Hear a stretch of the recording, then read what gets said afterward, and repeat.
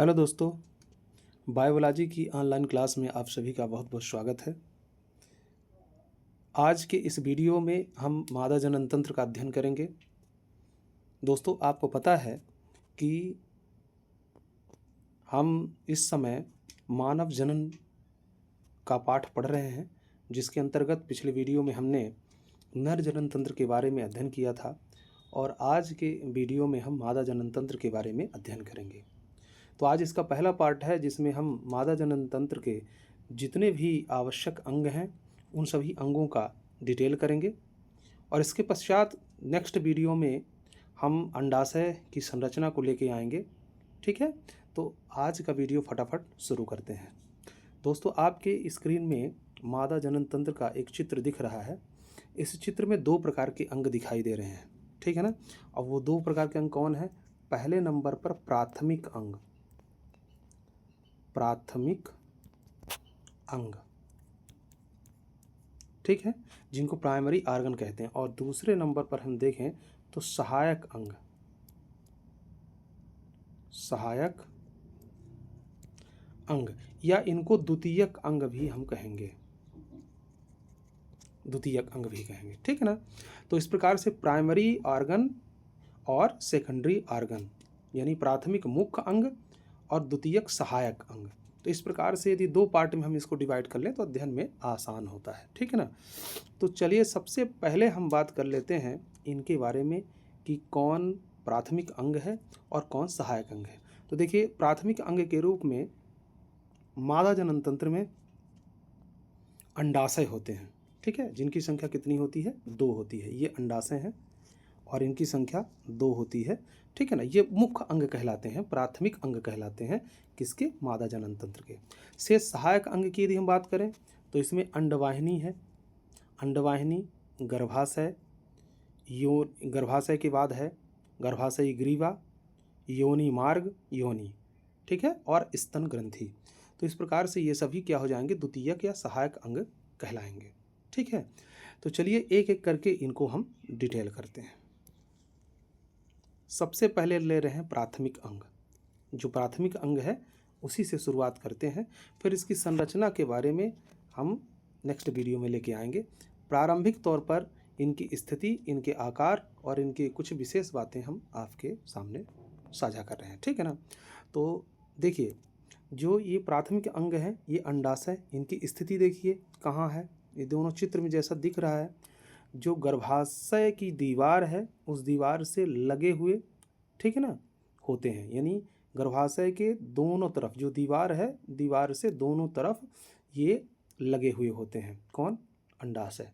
अंडाशय वास्तव में जैसे इनका नाम है, ये अंडाकार होते हैं, ठीक है। और ये गर्भाशय की दीवार से, एक तरफ गर्भाशय की दीवार से लगे होते हैं, दूसरी तरफ कहाँ होते हैं? श्रोणि से जुड़े हुए होते हैं, ठीक है ना। और इनके जोड़ने वाले जो धागे होते हैं, तंतु होते हैं, उनको स्नायु या लिगामेंट कहते हैं। तो ये आपको ध्यान रखना है कि जो अंडाशय होते हैं गर्भाशय की दीवार से और श्रोणि से लिगामेंट या स्नायु बंधन के द्वारा जुड़े हुए होते हैं। इनका जो आकार है यानी लंबाई है, ये कितनी होती है? 2 से लेकर के 2 से 4 सेंटीमीटर की इनकी लंबाई होती है, ठीक है ना। 2 से 4 सेंटीमीटर, ठीक है। चौड़ाई लगभग 2 के आसपास होती है, ठीक है। तो इस प्रकार से इनका जो आकार है अंडाकार, लंबाई 2 से 4 सेंटीमीटर होती है और चौड़ाई 2 के आसपास होती है, 2 सेंटीमीटर के आसपास होती है। तो ये तो इनकी स्थिति और आकार की बात हो गई, ठीक है। इनके अंदर क्या होता है? जो अंडाशय होता है, अंडाशय के अंदर अंडाणुओं का निर्माण होता है। क्या होता है? अंडाणुओं का निर्माण होता है, ठीक है। और फिर अंडोत्सर्ग की क्रिया होगी, ठीक है। तो जो अंडाणु होते हैं, अंडाणु बनते हैं मानव में, वो कहाँ बनते हैं? अंडाशय के अंदर बनते हैं और कुछ हार्मोन्स का स्त्राव भी करते हैं। जब इनकी संरचना की बात आएगी तो हम इसके बारे में विशेष रूप से अध्ययन करेंगे, ठीक है ना। तो इस प्रकार से ये बातें हो गई अंडाशय के बारे में। अब दूसरे नंबर पर बात आ जाती है अंडवाहिनी की, ठीक है ना। दूसरे नंबर पर यदि हम बात करें तो अंडवाहिनी की, तो दूसरे नंबर पर बात आ जाती है किसकी? अंडवाहिनी की। तो देखिए, अंडवाहिनी एक नलिकावत संरचना है, यानी एक नली है जो अंडाशय से शुरू होकर के अंडाशय के पास से गर्भाशय तक जाती है, ठीक है ना। यानी गर्भाशय से ले करके आप ऐसा कहें कि गर्भाशय से ले करके और कहाँ तक जाती है, यह अंडाशय के पास तक जाती है, ठीक है ना। आपको ध्यान रखना है। तो ये जो लंबी नली है, इसकी जो लंबाई है वो लगभग कितनी होती है, 10 से 12 सेंटीमीटर के आसपास होती है, ठीक है। इसकी संख्या कितनी होती है, 2। चूँकि इसमें अंडाशय 2 है तो अंडवाहिनी कितनी होंगे, 2 होंगी। इसको फैलोपियन ट्यूब कहते हैं। इसको क्या कहेंगे, फैलोपियन ट्यूब कहेंगे, फैलोपियन, ठीक है, फैलोपियन ट्यूब कहेंगे। तो फैलोपियन ट्यूब कहें या अंडवाहिनी कहें, दोनों एक ही बातें हैं, कोई भी नाम पूछा जा सकता है। तो फैलोपियन ट्यूब की जो लंबाई है 10 से 12 सेंटीमीटर होती है और इसकी संख्या कितनी होती है, 2 होती है। और यह 3 पार्ट में बटी हुई होती है। कितने पार्ट में, 3। पहला नंबर कीप, दूसरा नंबर एम्पुला या तुम्बिका, और तीसरा नंबर इसका क्या होता है, संकीर्ण पथ इस्थमस। ये 3 इसके पार्ट होते हैं, 3 भाग इसके होते हैं। तीनों का के बारे में अभी हम जानते हैं। तो देखिए, पहला जो इसका पार्ट है अंडवाहिनी का, यह कौन सा होता है, कीप होता है, यानी कीप या कीपक। ये कैसा होता है, ये कीप के आकार का होता है। हमने अपने घरों में कीप को देखा अवश्य होगा, तेल वाली जो कीप होती है, इसके बारे में हमने जाना भी है और देखा भी होगा अपने घरों में। जो तेल डालने वाली कीप होती है, कुछ ऐसा ही इसका आकार होता है, ठीक है ना। इस तरह से एक तरफ इसका जो भाग होता है सकरा होता है, एक तरफ इसका भाग कैसा होता है, चौड़ा होता है। तो जो कीप होती है, ये कीप के आकार का ये भाग होता है, कौन सा, कीपक इसका, जो अंडाशय के ठीक पास में होता है। अब आपको ध्यान रखना है कि जो ये अंडाशय के पास स्थित जो कीपाकार संरचना होती है, इस संरचना में एक और विशेष प्रकार की संरचना लगी हुई होती है, जो उंगली सदृश होती है, जो चारों तरफ इसकी होती है। इस संरचना को झल्लरी, झालर या फिम्बरी, कोई भी नाम आप कह सकते हैं, झल्लरी, झालर या फिम्बरी। तो ये जो झल्लरी, झालर अथवा फिम्बरी जो होता है, यह कीपकारी संरचना के अग्रभाग में लगी हुई होती है, कीपक में लगी हुई होती है। और इसका काम क्या होता है, जब अंडोत्सर्ग की क्रिया होती है, अंडाशय से जब अंडे का उत्सर्जन होता है यानी निकलना होता है, तो ये अंडों को प्राप्त करने में सहायक होती है। यानी अंडे यहाँ से उत्सर्जित हुए और आकर के इस झालर से होते हुए अंडवाहिनी में प्रवेश करते हैं, ठीक है ना। ये बात हो गई कीप की, यानी कीपक की और झल्लरी की। अब दूसरा जो इसका भाग होता है, जो एम्पुला या तुम्बिका कहलाता है, यह कीप के संकरे भाग से थोड़ा सा चौड़ा होता है। यानी कीप का जो कीपक का संकरा भाग होता है, ये कहाँ खुलता है, एम्पुला या तुम्बिका में, यानी थोड़ा सा चौड़ा भाग होता है, मुड़ा हुआ फोल्डेड भाग होता है, जो क्या कहलाता है, एम्पुला या तुम्बक कहलाता है, तुम्बिका कहलाता है, ठीक है ना। इसके बाद आगे चलें तो इसका तीसरा भाग आ जाता है संकीर्ण पथ इस्थमस। ये थोड़ा सा अंडवाहिनी का वह भाग होता है जो थोड़ा संकरा होता है और आगे चल करके गर्भाशयी गुहा के द्वारा गर्भाशय से जुड़ा हुआ होता है। गर्भाशयी गुहा यानी जिसको ल्यूमेन कहते हैं, तो ये ल्यूमेन के द्वारा गर्भाशय में खुलता है, कौन, इस्थमस, ठीक है। तो ये 3 पार्ट हो गए किसके, अंडवाहिनी के। अब एक चीज़ आपको ध्यान रखना है, यहाँ से एक क्वेश्चन आता है कि मनुष्य में निषेचन की क्रिया कहाँ होती है, या मनुष्य में निषेचन की क्रिया कहाँ पूर्ण होती है। तो आपको ध्यान रखना, फैलोपियन ट्यूब या अंडवाहिनी में निषेचन की क्रिया, ये ध्यान रखना है आपको, अंडवाहिनी से जब गर्भाशय में जाने से पूर्व ही इसका निषेचन अंडवाहिनी के अंदर ही हो जाता है। और इसकी सबसे ज़्यादा संभावना जो होती है कहाँ होती है, इस्थमस में होती है, ठीक है ना, ध्यान रखना है आपको। अब इसके पश्चात हम बात करेंगे गर्भाशय की। तो गर्भाशय देखिए, जैसा कि आपके चित्र में दिख रहा है, ये क्या है, हमारा गर्भाशय है। इसको यूट्रस या बच्चेदानी कहते हैं, या इसको यूट्रस कहेंगे या बच्चेदानी कहेंगे गर्भाशय को, ठीक है ना। इसका जो आकार होता है यह उल्टे नाशपाती की तरह होता है। नाशपाती फल हम सभी ने देखा ही होगा, ये कुछ ऐसा होता है नाशपाती। तो नाशपाती को उलट के रख दिया जाए तो ये गर्भाशय के आकार जैसा होता है, यानी गर्भाशय का आकार नाशपाती के फल जैसा होता है। यहाँ से प्रश्न भी बन सकता है कि मनुष्य के शरीर का वह कौन सा अंग है जो उल्टे नाशपाती की तरह होता है। तो आपको ध्यान रखना है कि ये कौन सा अंग है, ये है यूट्रस, बच्चेदानी या गर्भाशय। ठीक है, ये तो गर्भाशय की बात हो गई। एक दूसरी बात यहाँ पे हम और बताएंगे आपको, जो गर्भाशय है इसी के अंदर भ्रूण से शिशु बनने तक का की जो प्रक्रिया है, जो सफ़र है, वो पूर्ण होता है। ठीक है ना, यानी निषेचन के पश्चात जो जाइगोट होता है वह कहाँ स्थापित होता है, गर्भाशय में, और यहीं से भ्रूण और फिर शिशु का निर्माण होता है। और 9 महीने के पश्चात ये योनि मार्ग के द्वारा प्रसव के क्रिया के पश्चात जन्म होता है, इसका वर्त होता है। तो जो धारण करने का, यानी शिशु को, भ्रूण को धारण करने वाला जो अंग होता है वो कौन होता है, यूट्रस या बच्चेदानी या गर्भाशय होता है। चलिए कुछ और बातें गर्भाशय के बारे में जानते हैं।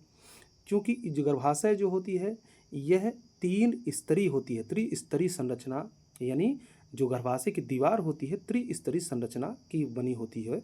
यानी गर्भाशय की जो दीवार है वो त्रिस्तरीय होती है, 3 स्तरों की बनी होती है। सबसे बाहर की तरफ ये देखिए जो पतली झिल्ली नुमा होती है इसको परिगर्भाशय या पेरीमेट्रियम कहते हैं। पहली जो सबसे बाहर की तरफ लेयर होती है उसको हम क्या कहेंगे, परिगर्भाशय या पेरीमेट्रियम कहेंगे। ये कैसी होती है, ये झिल्लीमय होती है।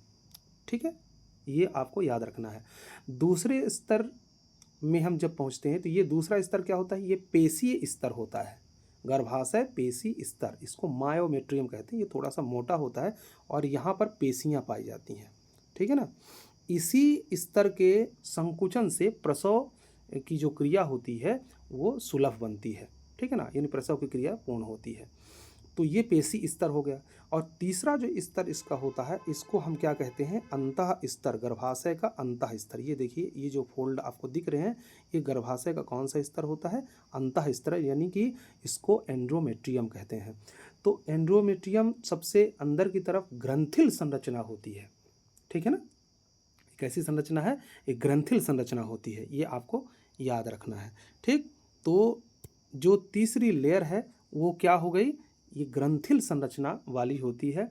और इससे जुड़ी एक बात हम आपको और बताए दे रहे हैं कि जो इंडोमेट्रियम यानी गर्भाशयी अंतः स्तर होती है, यह आर्तव चक्र यानी ऋतुस्राव, जिसको मेंस्ट्रुएशन साइकिल कहते हैं, इसमें इसका चक्रीकरण होता है। यानी ये हर महीने बनती है और हर महीने बिगड़ती भी रहती है। इसका चक्रीकरण होता रहता है कौन से, अंतः स्तर का, एंड्रोमेट्रियम का, आर्तव चक्र के दौरान। तो यहाँ से प्रश्न भी बन सकता है कि ऋतुस्राव या आर्तव चक्र में गर्भाशय की कौन सी दीवार चक्रीकरण होता है, कौन सी दीवार का चक्रीकरण होता है। तो ये आपको याद रखना है, कंठस्थ रखना है कि यहाँ से यही प्रश्न इस प्रकार से बन सकता है। तो देखिए बहुत सारे ऐसे प्रश्न बनेंगे, बस आपको बिंदुवार सुनते जाना है, कंठस्थ करना है, रिवाइज करना है, एक्सरसाइज करना है, तो आपको ये पूरी चीज़ें एक एक बात कंठस्थ हो जाएंगी, जिससे कहीं से भी प्रश्न पूछा जाएगा तो आपसे बन जाएगा। ठीक है ना, तो ये तो बात हो गई काहे कि गर्भाशय की। अब गर्भाशय जो होता है एक सक्रिय नली के द्वारा यह आगे की ओर गर्भाशयी ग्रीवा और गर्भाशय नाल से होता है योनि में खुलता है। कहाँ, योनि में। एक चीज़ गर्भाशय में और बता रहे हैं, जो गर्भाशय का चौड़ा भाग होता है वो फंडस कहलाता है और जो सकरा भाग होता है गर्भाशयी ग्रीवा कहलाता है। ठीक है, तो गर्भाशयी ग्रीवा आगे चलकर ग्रीवा नाल और फिर योनि में खुलता है। तो ये बात हो गई अंडवाहिनी, अंडाशय और गर्भाशय की। अब जिसका जो अंतिम अंग हम लेने जा रहे हैं वह वाह जननेंद्रिय के नाम से है, जो योनि का वाह भाग या वाह स्वरूप कहलाता है। तो चलिए आइए उसको समझते हैं कि वो कहाँ और कैसा होता है। ठीक है ना, तो अब आपको ये ध्यान रखना है, ये जो चित्र आपको दिख रहा है ये क्या है, एक प्रकार से योनि का वाह स्वरूप आपको दिख रहा है। अब देखिए परिचय आपसे किसका किसका हो चुका है। ये जो गर्भाशय है ये आपको दिख रहा है चित्र में, इस चित्र में देखिए थोड़ा सा ध्यान से, तो ये गर्भाशय हो गया। ये गर्भाशयी ग्रीवा और योनि मार्ग है, ये जो आपको दिख रहा है जहाँ हम लाइनिंग कर रहे हैं, तो ये पूरा क्या है, गर्भाशयी ग्रीवा और योनि मार्ग है। ये योनि छिद्र है जहाँ से योनि बाहर ओपन होती है। ठीक है ना, ये इसके जस्ट नीचे ये क्या है, ये मूत्राशय है जो सर्जन तंत्र का भाग है। और यह मूत्र मार्ग है जो योनि मार्ग के ठीक ऊपर खुलता है, ठीक है ना। तो ये तो पार्ट आपको पता ही है। अब बाह्य जननेंद्रिय के रूप में और जो इसमें चीज़ें होती हैं, भगसेफ है, जघनशैल है, फिर बृहद भगोष्ठ, लघु भगोष्ठ, योनि द्वार, और एक और जो महत्वपूर्ण बिंदु होती है वो क्या होता है, योनि छद, यानी जिसको कहते हैं हाइमेन झिल्ली। तो चलिए, इसमें सारी चीज़ें स्पष्ट नहीं होंगी, एक छोटा सा फिगर हम यहाँ पे बनाते हैं और इससे आपको बहुत सारी चीज़ें क्लियर हो जाएंगी। तो यहाँ देखिए, हमने एक ऐसा छोटा सा चित्र बनाया। अब इसमें हम हर अंग आपको दिखाने की कोशिश करेंगे, बस आपको समझना है। भले ही फिगर उतना अच्छा नेचुरल न बने, लेकिन आपको मेन चीज़ क्या है कि कौन सा अंग कहाँ पर स्थित है ये जानना ज़रूरी चीज़ है। तो देखिए, इसके अंदर जो है, पहले तो इसके बाह्य स्वरूप को बता देते हैं। तो बाहर की तरफ एक बृहद ऊतकी संरचना होती है, फोल्डेड और ऊतकी संरचना, ये जिसको हम क्या कहते हैं, बृहद भगोष्ठ कहेंगे। ये क्या है, बृहद भगोष्ठ। इसके अंदर एक और लेयर होती है जो इससे छोटी होती है, इसको हम लघु भगोष्ठ कहेंगे। ये ऐसी छोटी संरचना होती है, ये लघु भगोष्ठ होती है। यानी बृहद भगोष्ठ के अंदर क्या होती है, लघु भगोष्ठ। इसको कहते हैं, इसको हम क्या कहेंगे, लेविया मजोरा, और इसको हम क्या कहेंगे, लेविया माइनोरा। अब ध्यान रखना है। तो जो बृहद भगोष्ठ है इसको लेविया मजोरा कहेंगे, और जो लघु भगोष्ठ है इसको हम क्या कहेंगे, लेविया माइनोरा कहेंगे। अब देखिए, लेविया माइनोरा, इसके अंदर जो है, अभी एक बिंदु यहाँ पे हम और बता देंगे, लघु भगोष्ठ के ऊपर और जो बृहद भगोष्ठ है उसके नीचे एक और संरचना होती है यहाँ पर, जो बहुत महत्वपूर्ण है। यहाँ पर जो उंगली जैसी संरचना की होती है, इसको हम क्या कहते हैं, क्लाइटोरिस या भगसेफ। हिंदी में भगसेफ कहेंगे इसको, या क्लाइटोरिस कहेंगे।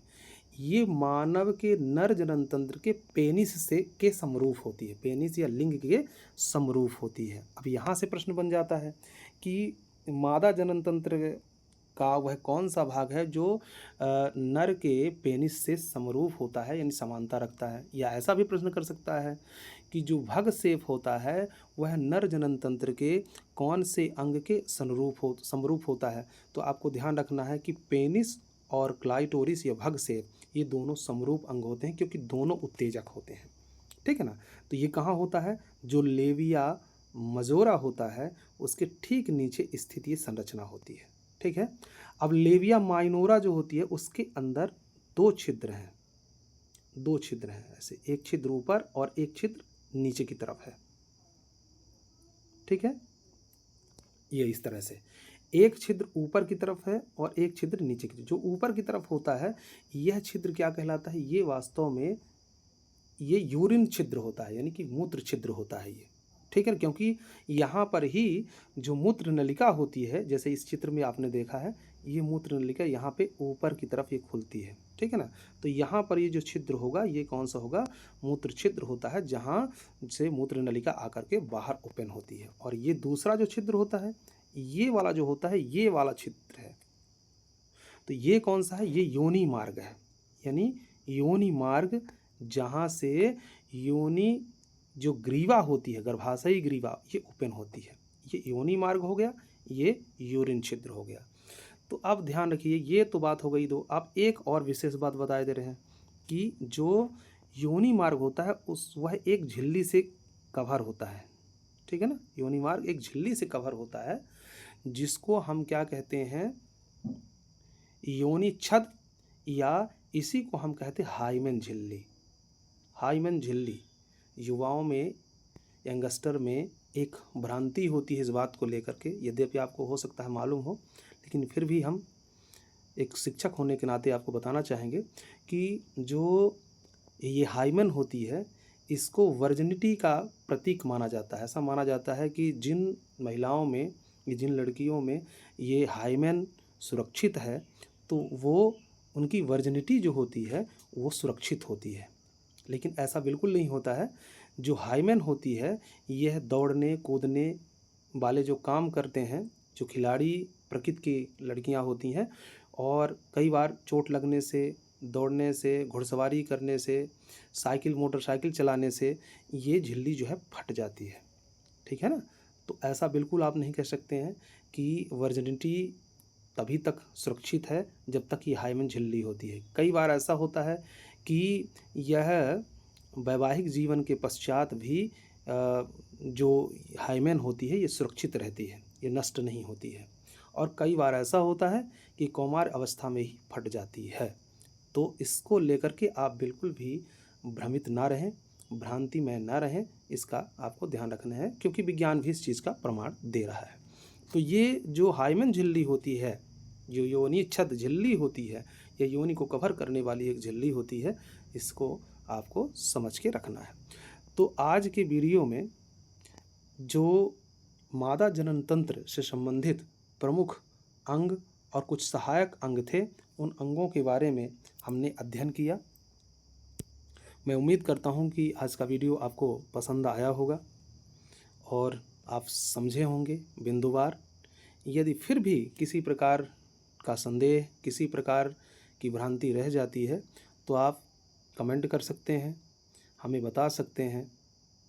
और यदि किसी प्रकार की दिक्कत नहीं है, आपको समझ में सारी बातें आ रही हैं, आपको हमारे वीडियोस अच्छे लग रहे हैं, सारी चीज़ें बिंदुवार आपको कंठस्थ होती हैं, तो फिर आपसे हम आग्रह करेंगे कि हमें लाइक कमेंट करके सपोर्ट करें, जिससे हमारा उत्साहवर्धन हो और हम और अच्छी अच्छी वीडियोस आपके शैक्षणिक मटेरियल से संबंधित लाते रहें। आप हमसे इसी तरह से जुड़े रहें, प्रतिदिन वीडियो हमारे देखें, उनका विश्लेषण करें और अपनी पढ़ाई कंटिन्यू करें। यही उम्मीद करते हैं। सभी का धन्यवाद।